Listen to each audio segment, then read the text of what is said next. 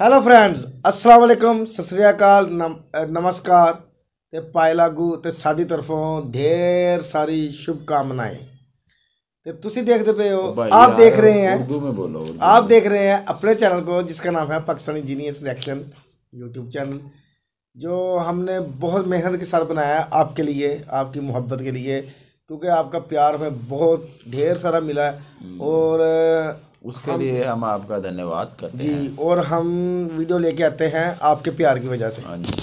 तो आज भी हम कुछ नई वीडियो लेके हाजिर हुए हैं और हर दफ़ा कोशिश यही करते हैं कि नई से नई वीडियो आप तक क्योंकि काफ़ी दिनों से ना ये हमें खबर मिल रही थी, कुछ हमें कमेंट आ रहे थे कि भाई ये जो फार्मर प्रोटेस्ट कर रहे हैं इंडिया में, तो इसमें क्या है, इस पे आप वीडियो बनाएं। तो हमने आज देखेंगे तो पता चलेगा। तो वीडियो देखेंगे, हमें भी कुछ आइडिया होगा कि क्या सीन है, किस वजह से ये प्रोटेस्ट हो रहा है जी। तो फिर हम अपनी राय का इजहार करेंगे कि आपकी गवर्नमेंट ठीक है या आपके वो जो किसान ठीक हैं जो प्रोटेस्ट कर रहे हैं। तो तो वीडियो देख के पता चलेगा। वीडियो अच्छी लगे तो अपने दोस्तों का शेयर जरूर कीजिएगा। हाँ जी। फार्मर्स खुश क्यों नहीं? पिछले कुछ दिनों से आपने ऐसे फोटोज देखे होंगे, प्रोटेस्ट और फार्मर्स के वीडियो शेयर किए होंगे, लेकिन क्या फर्क पड़ता है? कुछ लोग होते हैं जो जय जवान जय किसान कहते तो हैं, लेकिन 2 मिनट बाद सब भूल जाते हैं, क्योंकि क्या फर्क पड़ता है? हम तो आधा सच जानकर खुश हैं और आधा सच झूठ से भी ज्यादा डेंजरस होता है, क्योंकि किसानों की मदद करने के पहले हमें किसानों को प्रॉब्लम्स क्यों है ये समझना होगा। वीडियो शुरू करने से पहले एक रिक्वेस्ट है, अगर आपने आपके पॉलिटिकल व्यू से पहले ही डिसाइड कर दिया है कि क्या सही है और क्या गलत, तो फिर ये वीडियो आपके लिए नहीं है, इस वीडियो को स्किप कर दीजिए। लेकिन अगर आप एक्चुअल में सॉल्यूशंस डिस्कस करना चाहते हैं तो इस वीडियो को जरूर देखिए, क्योंकि इसी बहाने हमारा ध्यान फार्मर्स के इश्यूज पर आ गया और गवर्नमेंट और फार्मर्स दोनों से क्या गलतियां हो रही है ये हम इस वीडियो के एंड में डिस्कस करेंगे। तो प्लीज इस वीडियो को एंड तक जरूर देखिए। अगर आपको हमारी बातें सेंसिबल लगती है तो इस वीडियो को अपने दोस्तों के साथ शेयर कीजिए। फार्म बिल्स को डिटेल में हमने इस वीडियो में एक्सप्लेन किया है। Please watch this video to understand कि फार्म बिल्स असल में है क्या। प्रॉब्लम 1, फार्मर्स का सरकार पर विश्वास नहीं। ये एक्ट जो कॉन्ट्रैक्ट फार्मिंग की बात करता है उसमें मेंशन डिस्प्यूट रेजोल्यूशन सिस्टम काफी वीक है। प्राइवेट कंपनी के साथ कॉन्ट्रैक्ट करने पर अगर कुछ डिस्प्यूट हुआ, कुछ प्रॉब्लम हुआ, तो फार्मर्स को प्रोटेक्शन कैसे मिलेगा? ये एक बड़ा लूपहोल, क्योंकि इस एक्ट में सिर्फ इतना ही कहा है कि कोई भी dispute sub divisional magistrate resolve करेगा। ये एक काफी वीक प्रोविजन है जिसे कॉर्पोरेट्स एक्सप्लॉइट कर सकते हैं और फार्मर्स को इस बात का डर है। रिजल्ट्स की फसल आने से पहले ट्रस्ट के बीज बोना जरूरी है। उसके लिए हम क्या कर सकते हैं? फार्मर्स को एग्जिस्टिंग लॉज के बारे में बता सकते हैं। कॉन्ट्रैक्ट फार्मिंग में फार्मर्स को कंज्यूमर कोर्ट में प्रोटेक्शन मिल सकता है। सुप्रीम कोर्ट ने इसी साल मार्च के महीने में एक फार्मर वर्सेस कॉर्पोरेट बायर के केस में कहा कि जब एक फार्मर और कॉर्पोरेट एक कॉन्ट्रैक्ट करते हैं जहां एक फार्मर एक कॉर्पोरेट से बीज या सर्विसेज लेकर उनके लिए कुछ उगाता है, तब फार्मर एक कंज्यूमर है और कंज्यूमर कोर्ट में जा सकता है। सुप्रीम कोर्ट का एक decision law of the land होता है जो हर किसान की ताकत बन सकता है। फॉर एग्जांपल, अगर कल कोई फार्मर पोटैटो चिप्स ग्रो करने के लिए एक स्पेसिफिक साइज के पोटैटोज उगाने का कॉन्ट्रैक्ट किसी कंपनी के साथ करता है और वो कंपनी कॉन्ट्रैक्ट ब्रीच करती है, तो कंज्यूमर कोर्ट भी फार्मर्स की बात सुनेगा। ये किसानों के लिए एक बड़ी विक्ट्री है। आज सरकार कहती है कि फार्मर्स अपनी demands clause by clause explain करें।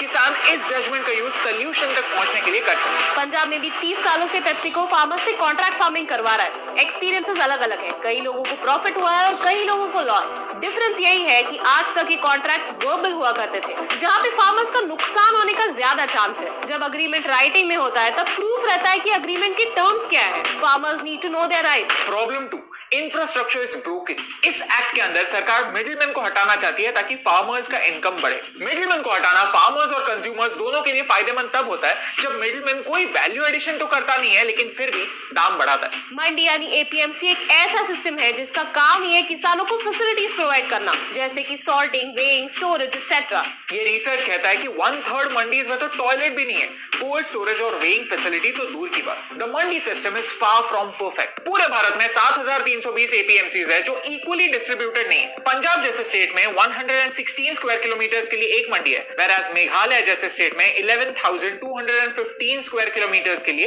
एक मंडी।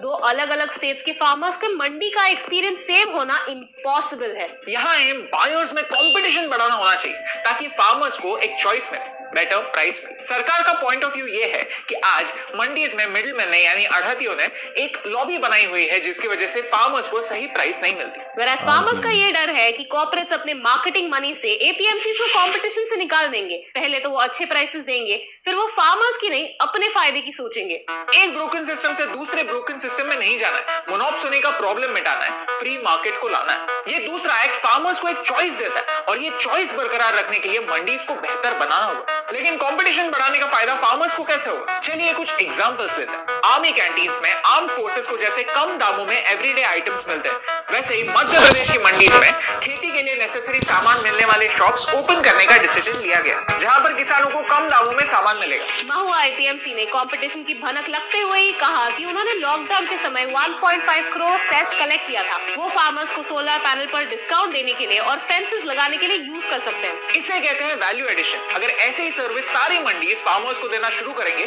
तो फार्मर्स मंडी छोड़कर बाहर क्यों जाएगा? प्रॉब्लम 3, किसान गरीब क्यों? सॉइल हेल्थ डिक्लाइन हो रही है, 50% से ज्यादा हाउसहोल्ड कर्जे में डूबे हुए हैं, इनपुट कॉस्ट हाई है और प्रॉफिट मार्जिन कम है। ऐसे सारे प्रॉब्लम्स ये 3 एक्ट्स एड्रेस ही नहीं करते, क्योंकि ये लॉ सिर्फ मार्केटिंग के बारे में है, प्रोडक्शन के बारे में नहीं। किसानों का इनकम बढ़ाने के लिए हमें क्रॉप डाइवर्सिफिकेशन करना होगा, और ये हम नहीं, आरबीआई भी कहती है, और ये भारत में ऑलरेडी हो रहा है। बिहार की बीना देवी का एग्जाम्पल ले लीजिए। उन्होंने मशरूम फार्मिंग और ऑर्गेनिक फार्मिंग की ट्रेनिंग ली। मशरूम्स जो प्रोटीन का एक एक्सीलेंट सोर्स है और जिसकी मार्केट में बहुत ज्यादा डिमांड है, मार्केट को समझकर कम कॉस्ट में ज्यादा मार्जिन वाला प्रोड्यूस बनाने की वजह से आज बीना देवी हर महीने 1 लाख रुपए तक कमाती है, और वो भी अपने इस छोटे से फार्म से। पंजाब में भी ड्रैगन फ्रूट जैसे एक्सोटिक फ्रूट्स ग्रो करके कम पानी और कम पैसे खर्च करके फार्मर ज्यादा प्रॉफिट कमा रहे हैं। ये पॉसिबल हुआ क्योंकि बदलते जमाने के साथ हरबंस सिंह ने अपने तरीकों को भी बदला। आज एक साइड इन तीनों एक्ट्स को ब्लैक एक्ट्स कहती है और दूसरी साइड मानती है कि यही 3 एक्ट्स उनके सारे प्रॉब्लम्स का समाधान है। एक्चुअल सच इन दोनों एक्सट्रीम्स के बीच में।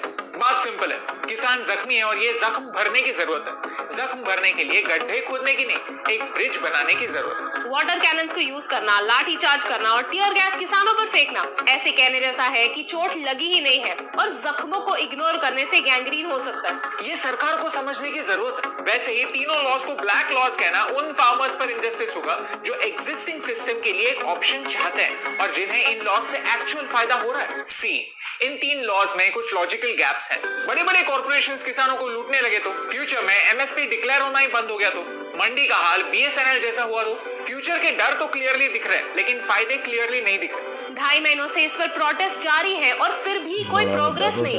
ये एक बड़ा कम्युनिकेशन फेलियर है, और जहां ऐसी कम्युनिकेशन गैप आ जाती है वहां एक प्रोटेस्ट हाईजैक करना पॉसिबल हो जाता है मिस इन्फॉर्मेशन के साथ। फॉर एग्जाम्पल, लोगों को ऐसे मिसलीड किया जा रहा है कि कॉन्ट्रैक्ट फार्मिंग की वजह से कॉर्पोरेट्स लैंड छीन लेंगे, व्हेयरएज एक्ट में एक ऐसा सेक्शन है कि कोई भी contract farming agreement land purchase, mortgage या लीज के लिए एंटर नहीं किया जा सकता। ये फोटो कई पंजाबी सेलिब्रिटीज ने शेयर की थी, आपने भी इमोशनल होकर शेयर कर दी होगी, लेकिन सच तो यह है कि आज की नहीं 2 साल पुरानी फोटो।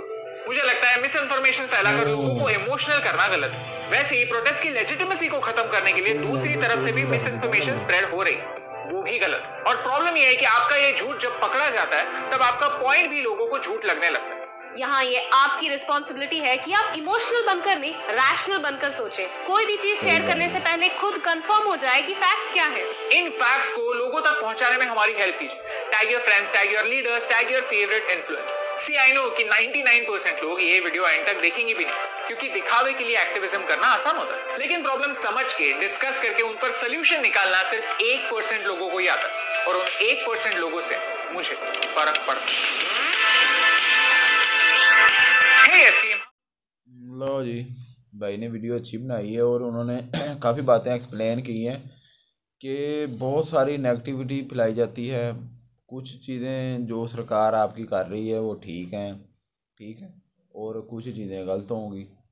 ऐसे ही जैसे अब कुछ मुतालबे जो कर रहे हैं फार्मर कि हमें ये चीज़ें चाहिए, उनमें वो भी कई बातों में ठीक होंगे। जैसे वो बता रहे हैं 50% फार्मर तो वैसे कर्जे में डूबे हुए हैं। वो खुद ब खुद डूबना है कि जब इनकम उनकी मतलब कम कॉस्ट ज़्यादा है और इनकम कम है, कॉस्ट ज़्यादा हो जाती है हर फसल पे, तो फिर वो कर्जों में तो खुद ब खुद जाएंगे।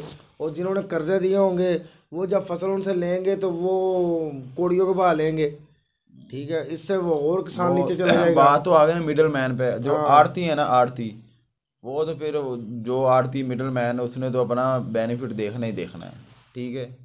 तो ये तो सिस्टम पाकिस्तान में भी है। अब वो मंडी की बात कर रहे हैं कि मंडियाँ कम हैं इंडिया में, तो 2 मंडियां हैं, इतने इतने बड़े यार हमारे शहर में तो 2-3 मंडियां हैं। हाँ, हमारे उकाड़ा में तो 2-3 है मंडियां।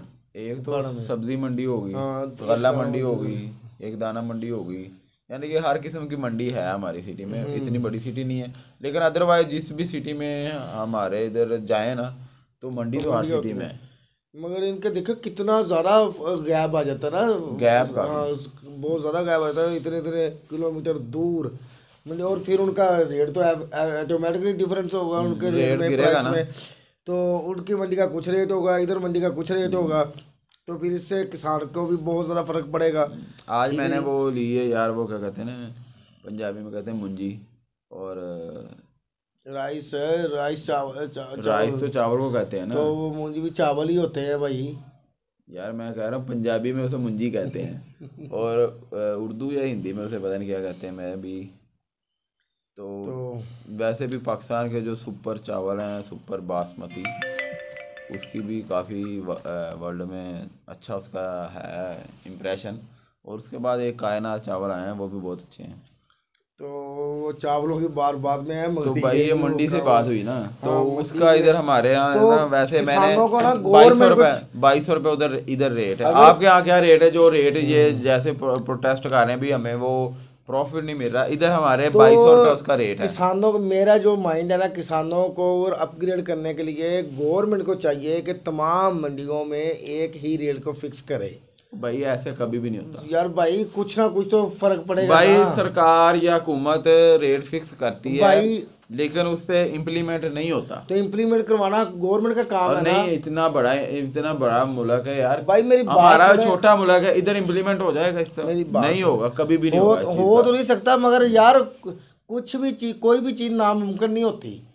अगर सख्ती के साथ देखें, कानून के जो रखवाले हैं ना, जो कानून का काम कर रहे हैं, चाहे वो पुलिस वाले हों, चाहे वो आपके एजेंसियां हों, ठीक है ना, इस तरह अगर उनके हाथ सौंप दिया जाए कि आपने इस कानून को लागू करवाना है और आपने चेक करना है, फिर वो सिविल वर्दी में घूमेंगे, ठीक है जी, चेक करेंगे हर चीज़ को। किसी को क्या पता होगा कि हाँ जो है ये जो है दूसरे आपका एक सिटी है, मुंबई सिटी वाले जो है आपके एजेंसियाँ या पुलिस वाले, वो उधर जाके चक्कर लगाए, ऐसे ही वो उधर वाले पुलिस वाले इधर से आके एक दूसरे को देखा तो नहीं होगा। भाई मेरी बात सुने, पता चलता है फिर, भाई मेरी बात सुन लें भाई, ये सारे काम होते हैं, ये जो मर्जी कर ले पुलिस, लेकिन वो इतना नहीं कि हर बंदे को पकड़ ले। मेरी बात सुनो, लॉकडाउन था ना, लॉकडाउन था, आप लॉकडाउन में काम करते रहे, पुलिस आती थी सिविल वर्दी में, काम हो रहा था ना, फिर भी तो बस फिर सब कुछ होता है। बात यही है कि कुछ गलतियां हम में भी हैं, बस ऐसे ही है ना। वो ये भी कह रहे थे ना, हम में भी है, ये नहीं कि हम भी रूल को ऐसे ही तोड़ देते हैं। किसानों में भी कुछ गलतियां होगी। और कई सुप्रीम कोर्ट ने कितना बड़ा इशू उठाया उनके लिए, उनको सारा कुछ बताया। और कई चीज़ों में ना किसान ठीक भी होंगे, इसमें कोई ये बात नहीं है कि 100% किसान गलत हैं या 100% आपकी सरकार गलत है। अब इस छोटी सी वीडियो में हमें सिर्फ ये देखने को 2-4 चीज़ें देखने को मिले, हमें सही नॉलेज नहीं मिला। उसमें उन्होंने ये भी कहा कि आप जो कुछ पहले ना, जो आप न्यूज़ को शेयर करते हैं या किसी बात को शेयर करते हैं, तो पहले उसको जांच लिया करें या उसको देख लिया करें कि वो ऑथेंटिक वीडियो है। जैसे वो कह रहे थे इस पिक्चर को काफ़ी सारी सेलिब्रिटी ने भी शेयर किया, तो वो हालांकि वो 2 साल पुरानी पिक्चर थी। इसी वजह से नेगेटिव फैलती है, इसी वजह से मुल्क में बदअमनी होती है, ठीक है ना जी, फसादात होते हैं, ठीक है जी।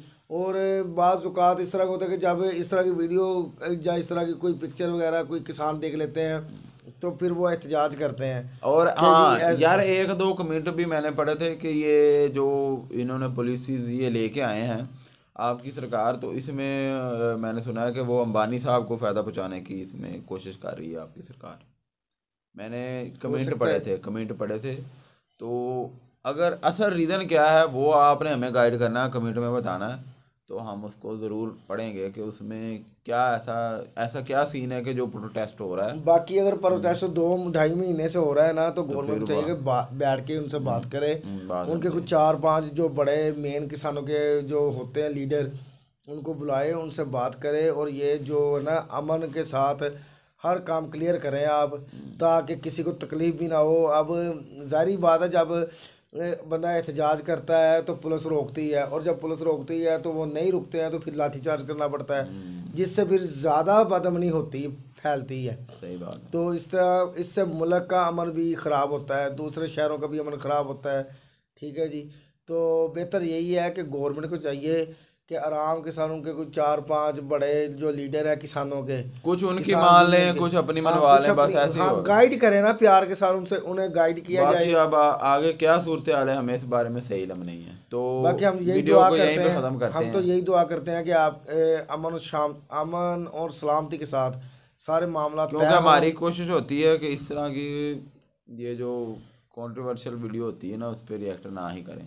ठीक है, तो लेकिन आप हमारे बहुत सारे सब्सक्राइबर बार बार कह रहे थे कि इस पर रिएक्ट करें जी। तो अगर हमारे से ही कुछ इसमें कुछ हो जो हमें सही नॉलेज ना हो, हमने कुछ ऐसी बातें की हो, तो उसके लिए हम एडवांस आपसे माजरत करते हैं। हाँ जी क्षमा चाहते हैं। तो मिलते हैं अगली वीडियो में। अपना ख्याल बाय बाय। रखिएगा, खुश रहिएगा, टेक हंसते केयर। मुस्कुराते रहिएगा। अल्लाह हाफिज़।